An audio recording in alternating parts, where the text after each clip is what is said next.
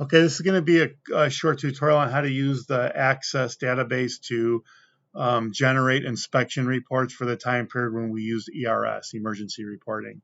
So wherever you have your file, this Access file, you're going to open it. We have a copy on the Y drive under FPB, but you can have your own file on your desktop. It's static information. The data doesn't change. So there can be multiple copies. That's fine. So this is what it looks like when you open it. We have our three tables here that all of our information is pulled from.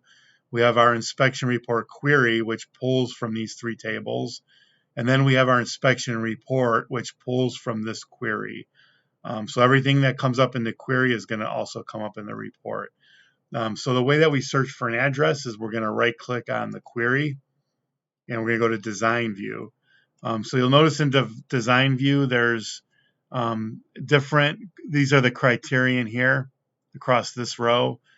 These are each columns. These are data points within the tables that we're pulling that we want in the query and that we also want in the report. So we can search by any of these columns, right? These are the columns that are contained up here in the tables. You can ignore these back here. You don't need to do anything with those. Actually, don't do anything with those because we don't want to mess up the relationships. If you open this up in design view and you don't see the tables down there, then it's probably just because they're hidden. So if you go down here, you can just unhide them, drag that up, and then you'll see the columns again. All right. So the way the search works, we search by like, and we use like because you're going to get more accurate results if you spell something wrong or something was spelled wrong when they entered it. If you use like, it's most likely it's going to come up still. If say 1645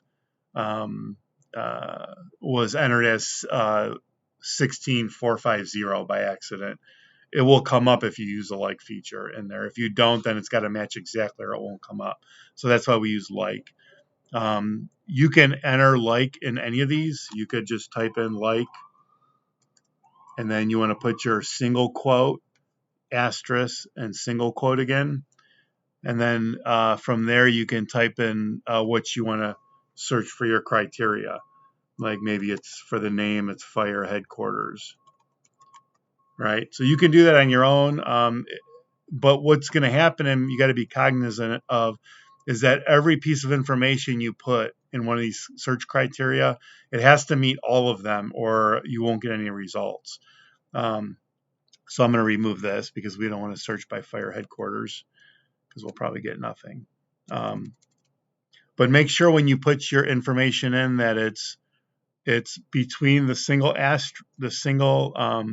quote and the asterisk there. That's where your information goes. If it looks like this here and there's no information there, then this is not being considered in the criteria because you have nothing in there. So it ignores that. Here you can see an example of where we have a street number in for the criteria. So it's like 1645, and then you can see the asterisk is there after it. That's just how you write it for using that like search feature. So here we're looking for 1645 Superior, right? So if you have any other items in here, like here we have address. So if I did a search and if I change the address here, let's say I want to make this address 50 Public Square. So we'll type in 50 and then I'll just put in like public. So I'll just type in public. Oops. All right, and you notice I left that date time in there, which happens often by accident because you can't see it or I can't see it. So now I hit run and I get no results. So I said, well, I know there's results for 50 Public Square, so why didn't any come up? So whenever that happens, always go back to your design view and look to see if you have information entered into any of these, like here, that you didn't intend to have in there. So we'll highlight that, delete it. And once that's removed, then we'll search, we'll look at these other ones. Yep, we have nothing else entered. So we're just looking for 50 public. We're going to run it, and then we're going to get a bunch of results for 50 Public Square.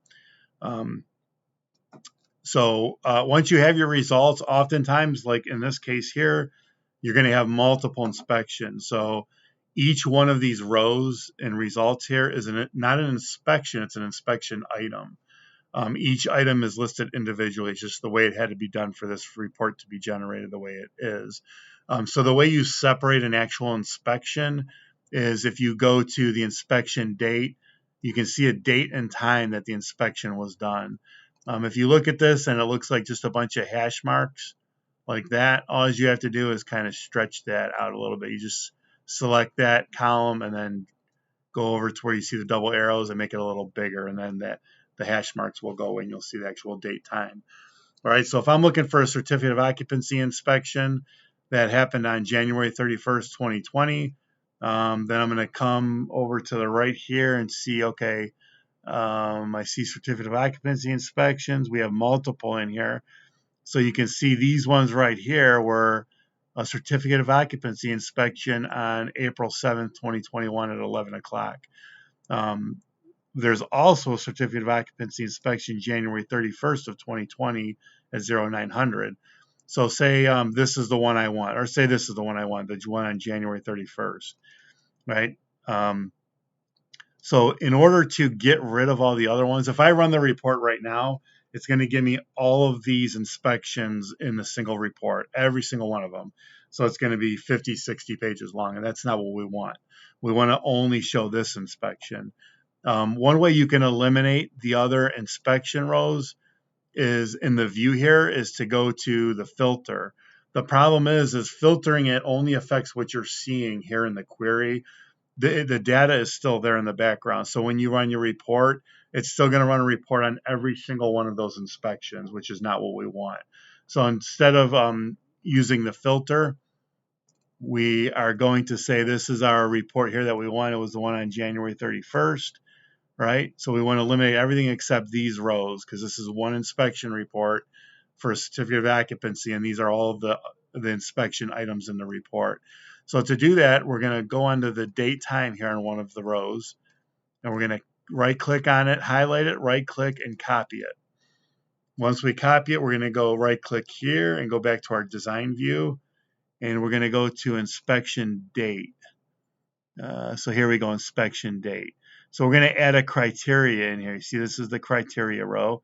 We're going to add a criteria for inspection date. And we're going to put the equal sign because we want it to equal. And then we're going to paste our date time that we copied into here.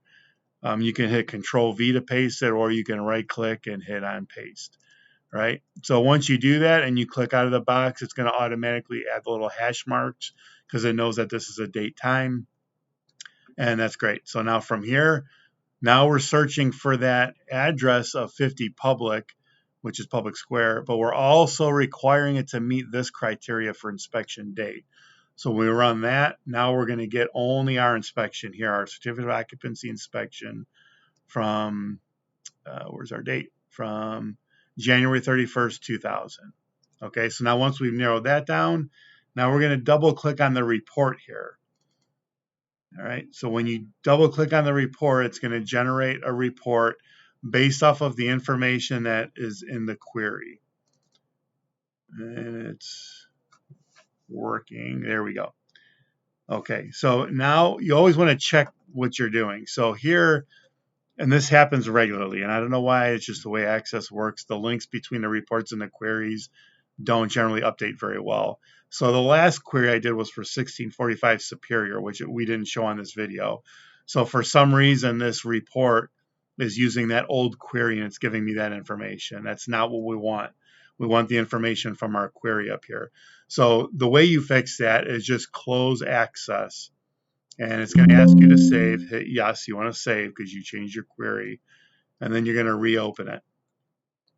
Now from here, you can double check your query, go to design view, and we could see, yep, we're at 50 Public, and we have our date in there that we wanted. So that's all good. We're going to hit run again. And there we have our query set up correctly. These are all the inspection items for the report we're looking for. Now we're going to double click on inspection report again. And now it should give us that 50 Public Square. And it's going to take a little while. There we go. Okay, so now we have our 50 Public Square, January 31st, 2020 at 0900. So now this is the correct inspection report. And you can see this report now, it's separated. These blocks are separated, so each one of these blocks is shaded different. And each one of these blocks that are shaded different are an actual inspection item, right? So here's the question: is this a full or temporary approval?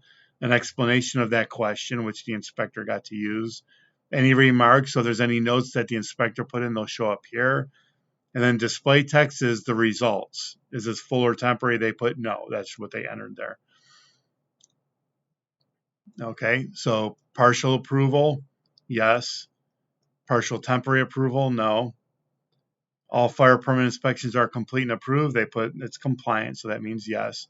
And there's a shaded group of text for each inspection item here. You can go through and look at them, but this is the inspection that we were wanting to pull. So these are all the items. This is our inspection report. And from here, now if we want to print this or we want to save it, if we want to print it, first we're going to save it. We're not going to print from here. So to save it, we want to go to external data right here. And then we want to go in the export section here. We want to click on PDF or XPS. And we want to find a location that we're going to save it. So we're going to save it to our desktop. And we'll name it 50 public square test. And then click on publish. Okay, you can ignore that. You can close that out. All right, so once we do that, now we're going to go back to our desktop and find that report, and I'm going to open it in the PDF format, which is on another screen, so that's why I'm doing it over there. And then we're going to bring it over here. Okay, so this is what it looks like now. This is the final version of it in PDF format. So that's a nice professional looking report. And from here now we can print it, or we can just, we already have it saved, so we can just link it to a public records request or however we want to utilize it from here. And that's it. That concludes the tutorial. And of course, if you have any questions, feel free to contact me. And thank you very much.